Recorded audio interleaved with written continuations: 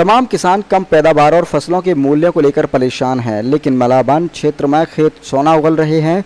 यहां रहने वाले किसान अजीत सिंह ने जैविक खेती को अपनाकर बड़ा परिवर्तन कर दिखाया है। गोबर की खाद और कीटनाशक के रूप में गौमूत्र के छिड़काव से हुई उनकी खेती मशहूर हो चुकी है। दिल्ली और लखनऊ तक के लोग उनके खेत में पैदा गेहूँ को 4000 से 6000 रुपये कुंटल तक के भाव में खरीद रहे हैं। मलाबान के रहने वाले अजीत सिंह के पास 30 बीघा जमीन है। इस पर वह 2018 तक यूरिया और रसायनों के जरिए खेती करते रहे। इसके बाद अपनी गौशाला बनाई। वह बताते हैं कि जयपुर और मथुरा में गौशालाओं पर जाकर खेती में गोबर खाद और गौमूत्र के प्रयोग की जानकारी ली। इसके बाद 2019 से खेतों में जैविक खेती की शुरुआत कर दी।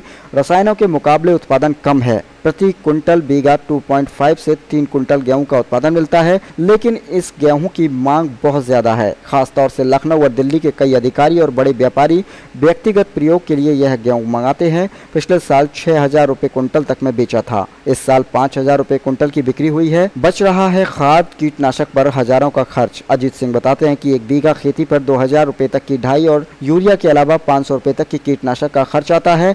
अब इसकी पूरी बचत हो रही है। 30 बीघा खेती कर 60 से 70 हजार रुपये बच रहे हैं। मुनाफा देख गोबर खाद ले जाने लगे लोग अजीत सिंह की खेती में मोटा मुनाफा देख आसपास के तमाम किसानों का रासायनिक खेती से मोहभंग हुआ है। उन्होंने गौशाला से गोबर खाद लेना शुरू कर दिया है।